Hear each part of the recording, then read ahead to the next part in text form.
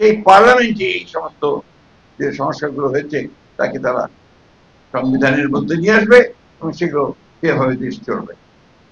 আমরা সেই কারণেই কিন্তু এই 5ই আগস্টের আগস্ট বিপ্লবের পরে পরেই আমরা নির্বাচনের কথা বলেছিলাম। তখন আমাদের অনেকে বলা হয়েছিল আমরা ক্ষমতা চাই, সেই জন্য আমরা দ্রুত নির্বাচন চাই। আজকে প্রমাণিত হচ্ছে যে এই নির্বাচনটা যত দেরি হচ্ছে তত বেশি সেই শক্তিগুলো শক্তিশালী হচ্ছে, ফ্যাসিবাদী শক্তিশালী হচ্ছে, যারা বাংলাদেশকে অস্থিতিশীল দেখতে চায়, এখানে একটা এনার্জি তৈরি করতে চায়, এখানে একটা আপনার গণতন্ত্র যেন সত্যিকার অর্থে প্রতিষ্ঠিত হয় সেই ব্যবস্থা দেখতে চায়।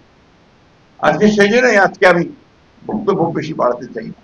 আমি অন্তর্বর্তীকালীন সরকারের প্রধান উপদেষ্টার দৃষ্টি আকর্ষণ করে বলতে চাই, আপনি কিন্তু এবার আপনি জনগণের সামনে কিন্তু প্রতিশ্রুতিবদ্ধ, ওয়াদাবদ্ধ যে আপনি এখানে সত্যিকার অর্থেই যেটুকু সংস্কার দরকার সেই সংস্কারগুলো করে আপনি একটা জনগণের যে কাছে গ্রহণযোগ্য নির্বাচন দেবেন, সেই নির্বাচনের মধ্যে যে পার্লামেন্ট আসবে সেই পার্লামেন্ট এই দেশের সংকটগুলো সমাধান করবে।